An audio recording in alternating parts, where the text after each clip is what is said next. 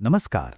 आज हम एक ऐसी कहानी में गहराई से उतरने वाले हैं जो हिंदू पौराणिक कथाओं में बहुत ही शक्तिशाली और कह सकते हैं भावनात्मक मानी जाती है। तो चलिए सीधे उस सवाल पर आते हैं जो इस पूरी कहानी की जड़ है। सवाल ये है कि आखिर कैसे सिर्फ एक छोटा सा शक शिव और सती जैसे दिव्य जोड़े के बीच इतनी बड़ी, कभी ना भरने वाली दूरी की वजह बन गया। सोचने वाली बात है ना। तो कहानी की शुरुआत होती है कैलाश पर्वत के बिल्कुल शांत और दिव्य माहौल में। भगवान शिव अपनी पत्नी सती के साथ निकले हैं महान ऋषि अगस्त्य से राम कथा सुनने के लिए। और यहीं ऋषि के आश्रम में एक ऐसी घटना होती है जो सती के मन में शक का पहला बीज बो देती है। बहुत ही छोटा सा लेकिन बहुत गहरा। वो देखती हैं कि कथा सुनाने वाले ऋषि अगस्त्य कथा सुनने वाले यानी भगवान शिव की पूजा कर रहे हैं। ये बात उन्हें थोड़ी अजीब लगती है, खटक जाती है, क्योंकि आमतौर पर तो उल्टा होता है ना। अब ये जो छोटा सा शक था ना, वो और भी गहरा हो जाता है। कैसे? जब वो दोनों कैलाश वापस लौट रहे होते हैं तो रास्ते में उनकी मुलाकात ठीक उसी से होती है जिसकी कहानी वो अभी अभी सुनकर आए थे।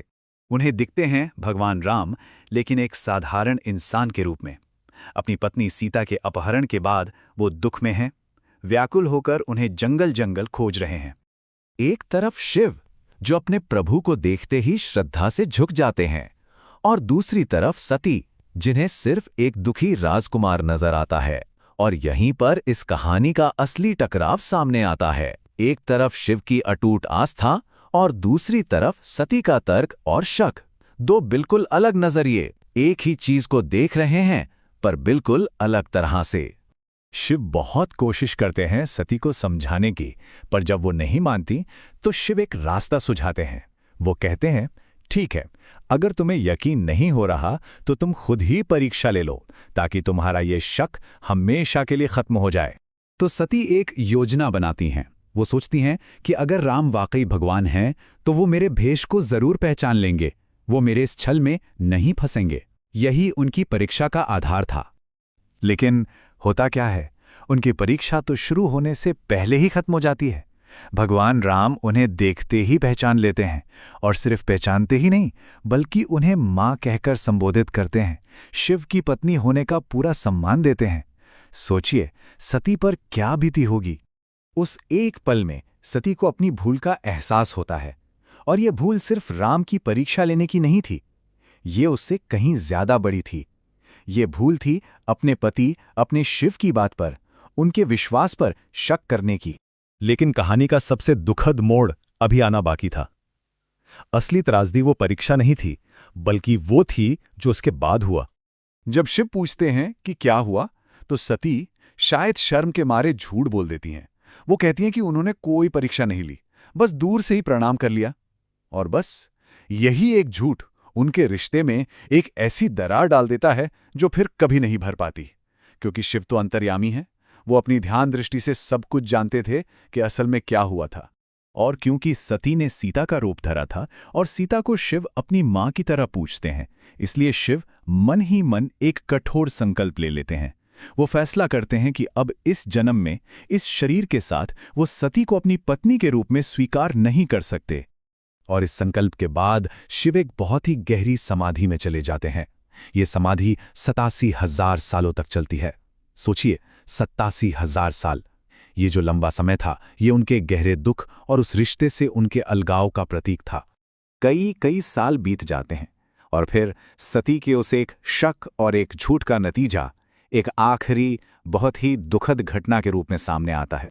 सती के पिता राजा दक्ष एक बहुत बड़ा यज्ञ करते हैं, लेकिन वो अपने अहंकार और शिव से अपनी दुश्मनी के चलते जानबूझकर शिव और सती को छोड़कर बाकी सभी देवी देवताओं को न्योता देते हैं।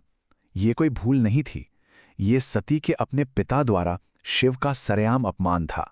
शिव उन्हें जाने से मना करते हैं, उन्हें आगाह करते हैं, लेकिन सती अपने पति का ये अपमान बर्दाश्त नहीं कर पाती। वो अपने पिता से जवाब मांगने की उम्मीद में शिव की सलाह के खिलाफ जाकर भी उस यज्ञ में शामिल होने का फैसला करती हैं। लेकिन वहां पहुंचकर जब वो अपने पति के लिए कोई स्थान नहीं देखती और अपने पिता के मुंह से शिव के लिए अपमानजनक शब्द सुनती हैं, तो उनका दिल टूट जाता है। दुख और गुस्से में वो एक बहुत बड़ा कदम उठाती हैं। उन्हें लगता है कि वो उस शरीर में अब एक पल भी नहीं रह सकती।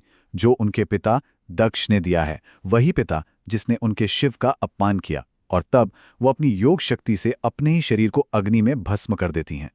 जब शिव को सती की मृत्यु की खबर मिलती है तो उनका दुख और क्रोध विनाशकारी रूप ले लेता है।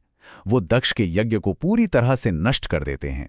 ये सिर्फ एक बदले की भावना नहीं थी, बल्कि एक संदेश था कि अहंकार और द्वेष से किया गया कोई भी यज्ञ या अनुष्ठान कभी सफल नहीं हो सकता। लेकिन ये कहानी यहाँ इस विनाश पर खत्म नहीं होती। इसका अंत असल में एक उम्मीद और एक वादे के साथ होता है। अपने शरीर का त्याग करते हुए सती अपने अंतिम पलों में शिव से नहीं बल्कि भगवान राम से प्रार्थना करती हैं, उन्हीं राम से जिन पर उन्होंने शक किया था। वो वरदान मांगती हैं कि मेरा हर जन्म में सिर्फ और सिर्फ शिव के चरणों में ही प्रेम बना रहे।